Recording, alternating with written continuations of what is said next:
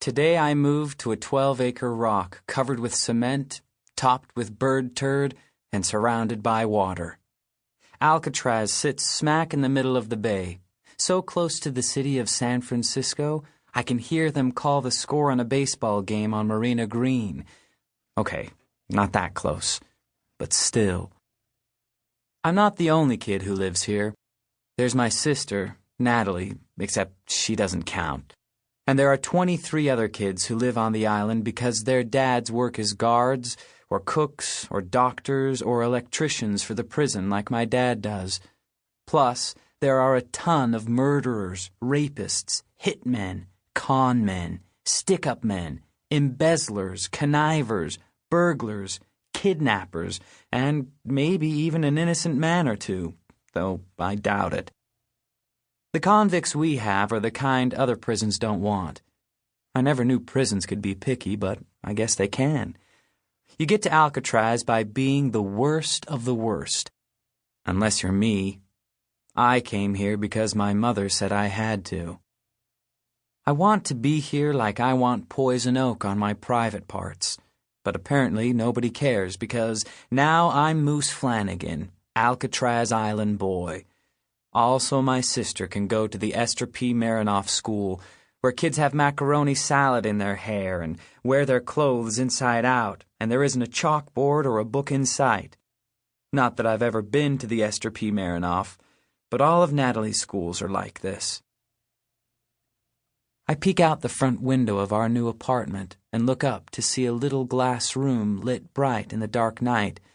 This is the dock guard tower, a popcorn stand on stilts where somebody's dad sits with enough firepower to blow us all to smithereens. The only guns on the island are up high in the towers or the catwalks, because one flick of the wrist and a gun carried by a guard is a gun carried by a criminal. The keys to all the boats are kept up there for the same reason. They even have a crapper in each tower so the guards don't have to come down to take a leak. Besides the guard tower, there's water all around, black and shiny like tar.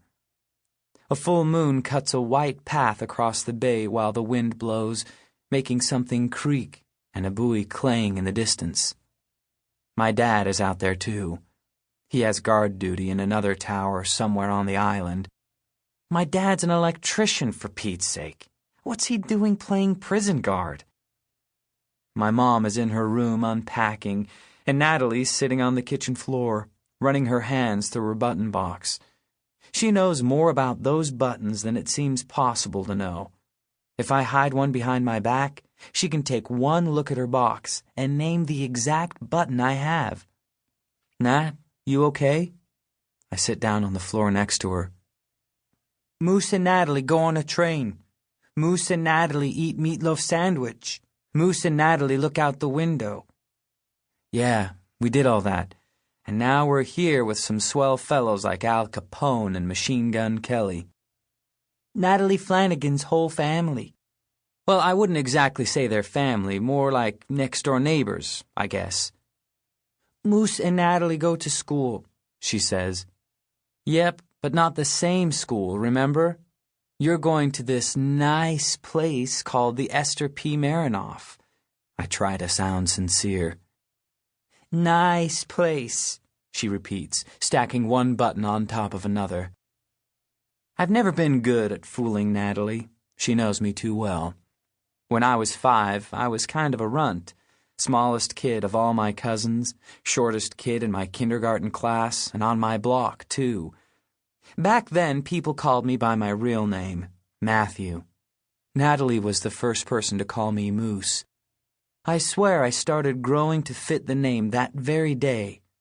Now I'm 5'11.5", as tall as my mom, and a good 2 inches taller than my dad. My father tells people I've grown so much, he's going to put my supper into pickle jars and sell it under the name Incredible Growth Formula. I think about going in my room now, but it smells like the inside of an old lunch bag in there. My bed's a squeaky old army cot. When I sit down, it sounds like dozens of mice are dying an ugly death. There's no phonograph in this apartment, no washing machine, no phone. There's a radio cabinet, but someone yanked the workings out. Who gutted the radio anyway? They don't let the criminals in here, do they? So, I'm a little jumpy, but anybody would be. Even the silence here is strange. It's quiet like something you can't hear is happening. I think about telling my best friend Pete about this place. It's the Devil's Island. Do-do-do. Pete would say in a deep, spooky voice like they do on the radio. Devil's Island. Do-do-do. I whisper, just like Pete. But without him, it doesn't seem funny. Not funny at all. Okay, that's it. I'm sleeping with my clothes on. Who wants to face a convicted felon in your pajamas?